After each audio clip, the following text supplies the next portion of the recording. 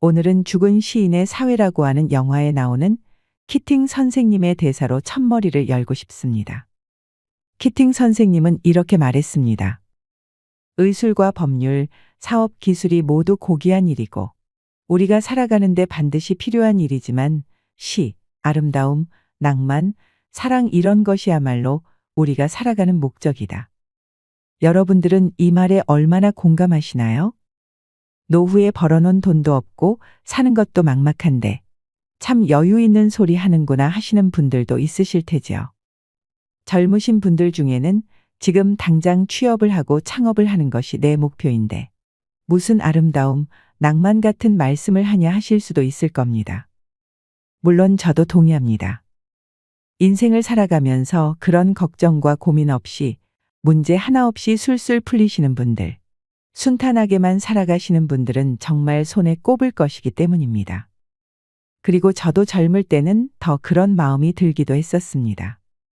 저의 대학 시절을 생각해 보면 제가 처음에 대학에 들어갔을 때 그때는 대학 노트라는 것을 팔았었습니다. 그래서 가자마자 대학 노트라는 것을 샀습니다. 그랬더니 대학 노트답더라고요.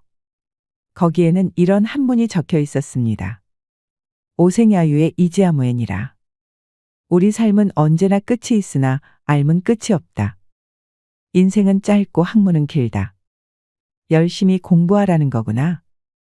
저는 그 글을 읽고 이렇게 생각했습니다. 그런데 살짝 의심이 갔습니다. 장자의 양생주편에서 인용했다는 말이 써져 있었는데 제가 아는 한 장자가 저런 말을 했을 것 같지는 않았기 때문입니다. 그래서 부지런히 도서관에 가서 장자책을 뒤져봤습니다. 그랬더니 놀랍게도 저 말 뒤에는 이런 문장이 나타났습니다. 이후에 수무의 태인이라. 끝이 있는 것으로 끝이 없는 것을 따르니 위태로울 일이다. 대학 노트에서는 저 구절을 빼놓고 우리 삶은 한계가 있고 배움은 끝이 없다고 열심히 하라고 그러는데 뒤에 이어지는 문장을 다 놓고 보니까 공부한들 무엇하리 뭐 이런 내용 같았습니다. 어차피 배워도 끝도 못 갈 걸 해서 무엇하리 하는 것입니다. 그래서 저는 역시 장자야 하면서 바로 책장을 덮었습니다. 하마터면 공부 열심히 할 뻔했네 하면서 말이죠. 그래서 장자의 말씀을 조차 공부를 게을리했던 것 같습니다. 그런데 이제 중년이 넘어서 생각해 보니 후회가 밀려옵니다. 나보다 조금이라도 더 나아 보이는 누군가를 부러워하기도 했고, 기쁜 마음에 자랑하는 친구를 시기 질투하기도 했고, 더 잘나고 더 많이 배우고 돈을 많이 버는 사람들을 부러워하며 살기도 했습니다. 이 시간과 세월을 돌아보면 얼마나 긴 시간이었을지 감히 상상도 되지 않습니다. 지나온 인생을 돌아보는 순간순간마다 나는 왜 이거밖에 안 될까 자학하기도 하고 그러면서 교만하기도 했겠지요. 그랬던 제가 요즘에는 그럴 시간을 쪼개어 더 배우지 못한 것에 대해 많이 후회합니다. 그때 왜 책장을 덮었을까? 왜 더 다양한 경험을 하지 못했을까? 왜 도전하면서 살지 못했을까 하는 것입니다. 장성남 시인의 옛 노트에서 나오는 시입니다. 그때 내 품에는 얼마나 많은 빛들이 있었던가. 바람이 풀밭을 스치면 풀밭의 그 수런댐으로 나는 이 세계 바깥까지 얼마나 길게 투명한 개울을 만들 수 있었던가. 물 위에 뜨던 그 많은 빛들, 쫓아서 긴 시간을 견디어 여기까지 내려와. 지금은 앵두가 익을 무렵, 그리고 간신히 아무도 그립지 않을 무렵. 그때는 내 품에 얼마나 많은 그리움의 모서리들이 옹색하게 살았던가. 지금은 앵두가 익을 무렵. 그래, 그 옆에서 숨죽일 무렵. 이제 중년을 지나 노년을 향해 가는 저도 이런저런 일을 겪어내며 살다 보니 대충 앵두까지는 된 것 같습니다. 젊을 때는 목말랐고 조바심 났었고 교만과 좌절 속에서 오고 갔었는데 이제 어느 정도는 간신히 그 그리움을 견딜 만한 나이가 된 것 같습니다. 왜냐하면 그때보다는 지금, 어제보다는 오늘 저도 좀 익었기 때문입니다. 아마 이 영상을 보고 계시는 여러분들도 그렇겠지요. 저도 이제 조금은 성숙한 것 같습니다. 익어간다는 건 앵두가 돼간다는 것은 그리운 시간을 돌아볼 수 있는 여유가 생기는 것이 아닐까요? 그리고 감사하는 마음이 생깁니다. 부정적으로 생각하기보다 긍정적으로 생각하게 됩니다. 하지만 여러분, 우리 인생이 앵두로 끝날 수는 없습니다. 앵두에 감사하긴 하지만 그래 본들 5월, 6월입니다. 내 인생에는 가을이 남아있고 나는 앵두가 아니라 좀 더 큰 감이 돼야 할지도 모르는 것입니다. 인생이 그렇지 않을까요? 그래서 좀 더 성숙하고 싶은데 내가 왜 장자의 문장을 읽으면서 더 높은 지의 세계를 추구하지 못했는가? 내가 왜 그때 중도에 멈췄는가 생각을 하다 보니 어쩌면 장자가 우리에게 해주고 싶었던 말은 공부하지 말라가 아니라 그러니 삶에 대해서 겸손해라. 그것만 알면서 마치 전체를 다 아는 것처럼 얘기하지 말아라라는 가르침이었던 것 같습니다. 근데 어느덧 앵두가 익을 무렵이 됐는데 하루아침에 겸손하려 하면 아무나 쉽게 가능할까요? 겸손할 위치에 올라야 겸손할 수 있는 것은 아닐까요? 겸손하고 싶어도 겸손할 이유가 없습니다. 이렇게 나이가 들고 세월이 유수처럼 흐르는 동안 저는 마땅히 쌓아놓은 게 없는 것 같기 때문입니다. 아직 그래도 희망은 있습니다. 내 인생에 더 짙은 가을이 오기 전에 감은 되어야 되겠다 그러면서 제 인생길을 이럴 때 한번 회고해 봅니다. 사람들은 자기들이 길을 만든 줄 알지만 길은 순순히 사람들의 뜻을 좇지는 않습니다. 사람을 끌고 가다가 문득 벼랑 앞에 세워 낭패시키는가 하면 큰 물에 우정 제어리를 동강내어 사람이 부득이 저를 버리게 만들기도 하지요. 사람들은 이것이 다 사람이 만든 길이라고 생각하지만 자연은 거꾸로 자신이 사람들에게 세상을 살아가는 슬기를 가르치는 거라고 말합니다. 길이 사람을 밖으로 불러내어 온갖 곳, 온갖 사람 살이를 구경시키는 것도 세상 사는 이치를 가르치기 위해서라고 말합니다. 그래서 길의 뜻이 거기 있는 줄로만 알지. 길이 사람을 밖에서 안으로 끌고 들어가 스스로를 깊이 들여다보게 한다는 것을 모릅니다. 내가 걸어가는 길이 밖으로가 아니라 안으로 나 있다는 것을 아는 사람에게만 길은 고분고분해서 꽃으로 제 몸을 수놓아 향기를 더하기도 하고 그늘을 드리워 사람들이 땀을 식히기도 합니다. 임종을 앞둔 사람들, 죽음에 가까워서 오는 사람들은 그제서야 그것을 알게 되고 그것을 알고 나서야 사람들은 비로소 자기들이 길을 만들었다고 말하지 않습니다. 저도 자기계발 동기부여 강사처럼 우리 시니어 여러분들께 듣기 좋은 멋진 말만 전해드리고 싶습니다. 뜻이 있는 곳에 길이 있습니다. 비전을 가지세요. 반드시 이뤄낼 겁니다. 긍정적으로 사고하세요. 하지만 여러분, 살아보니까 뜻이 있는 곳에는 길이 잘 없더라고요. 아니면 그 길이 있긴 있는데 거기에 사람이 너무 많이 몰려 있어서 그 길이 내 차지가 되지 않을 때도 많았습니다. 그러면 내 인생은 망한 걸까요? 저도 젊은 시절에는 산의 정상에 올라가고 싶었습니다. 그런데 올라가려니까 중간에 길이 끊어지고 자꾸 저를 끄집어내리고 딴 길로 가게 하고 그런 운명이 참 원망스러웠습니다. 그래서 결국은 산의 정상에 가보지 못했습니다. 그런데 굽이굽이 흘러서 이 길 저 길 헤매다 내려와 보니 요즘에서야 살짝 깨닫습니다. 아, 내가 갈 길이 원래 산길이 아니었구나. 나는 원래 바다를 향해 가야 할 사람이었구나.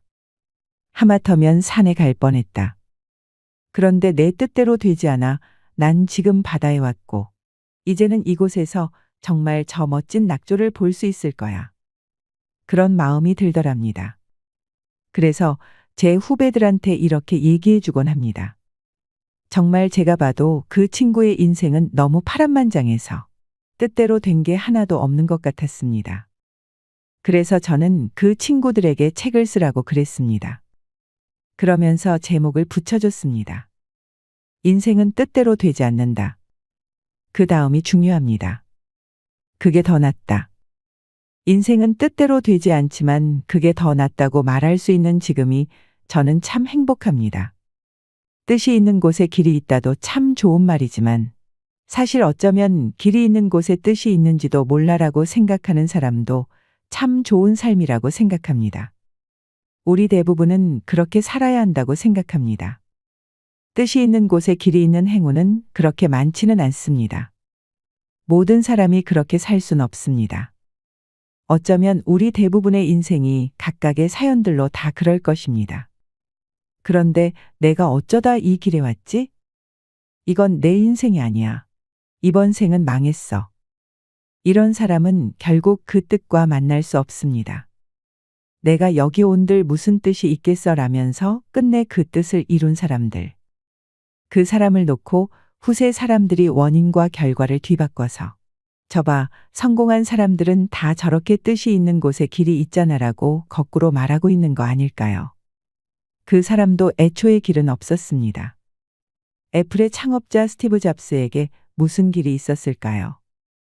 사실은 그 스스로 길을 만들었던 것입니다.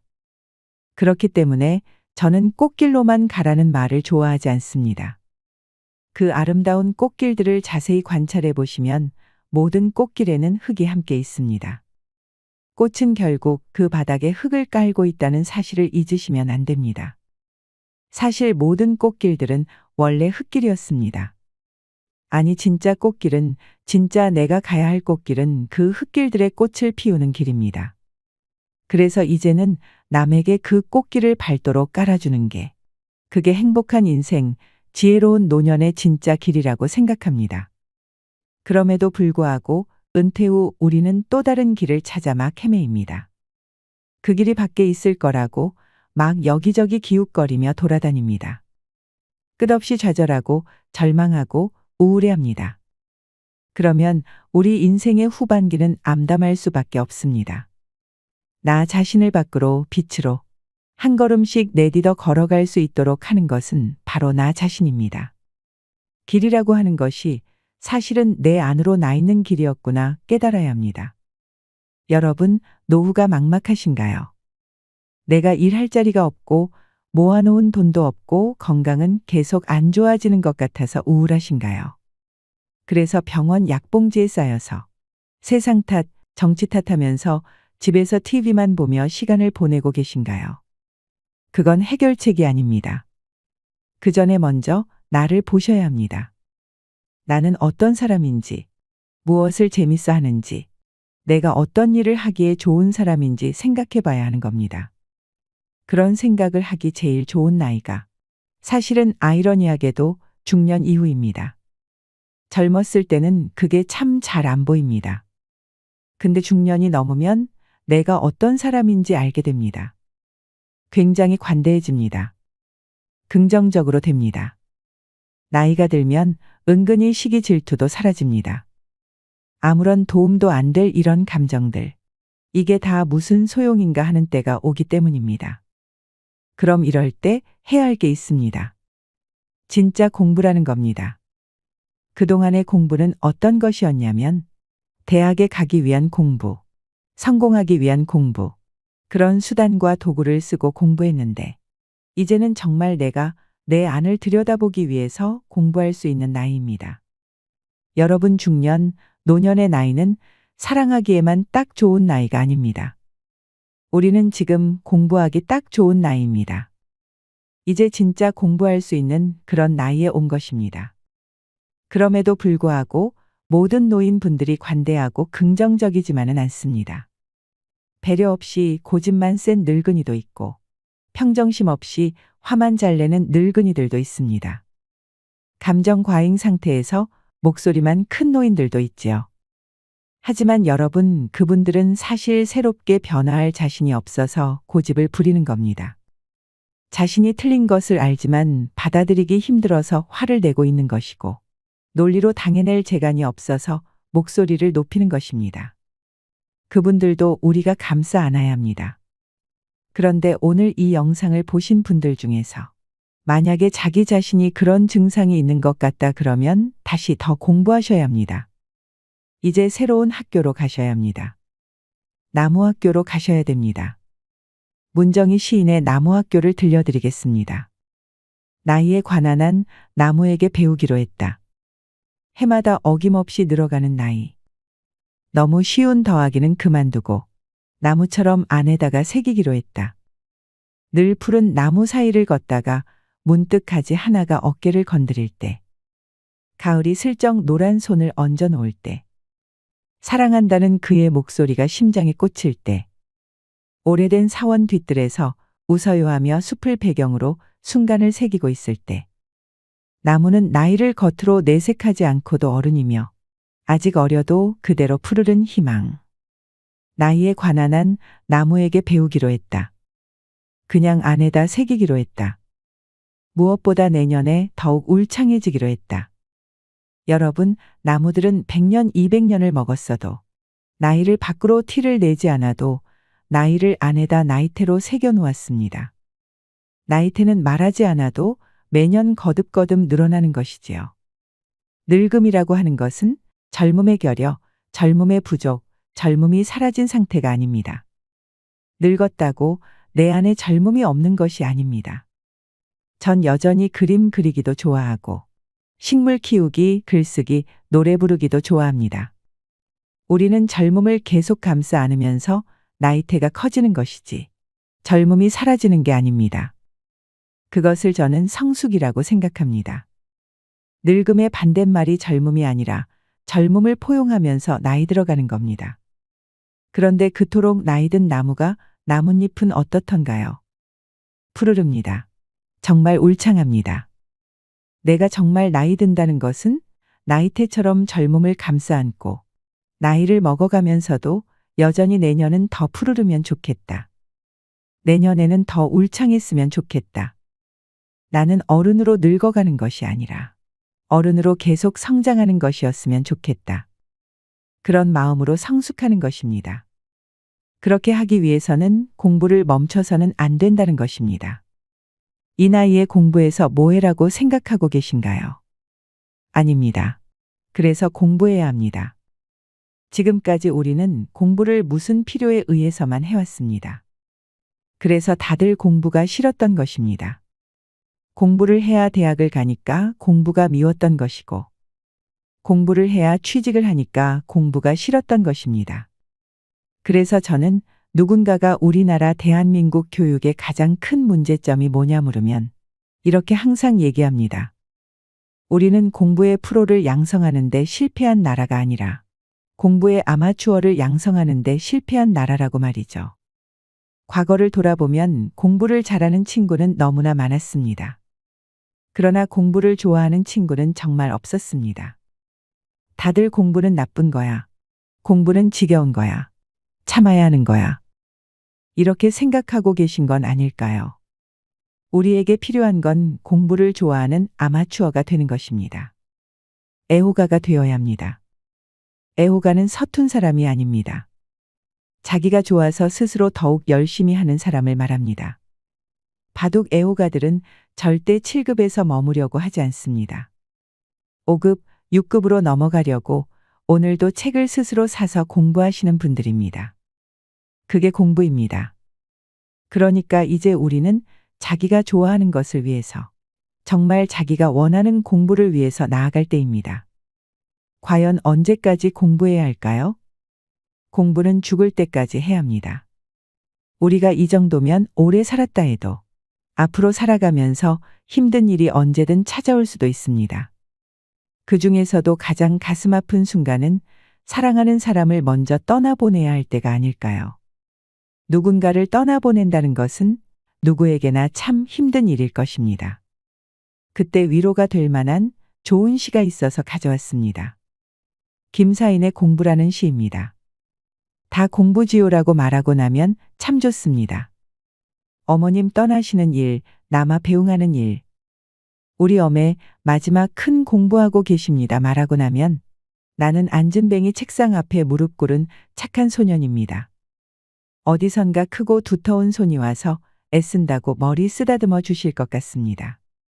눈만 내리깐 채 숫기 없는 나는 아무 말 못하겠지요만 속으로는 고맙고도 서러워 눈물 핑 돌겠지요만 날이 저무는 일과 비 오시는 일, 바람 부는 일이나 갈립지고 새움 돋듯 누군가 가고 또 누군가가 오는 일, 때때로 그 곁에 골똘히 지켜 서 있기도 하는 일.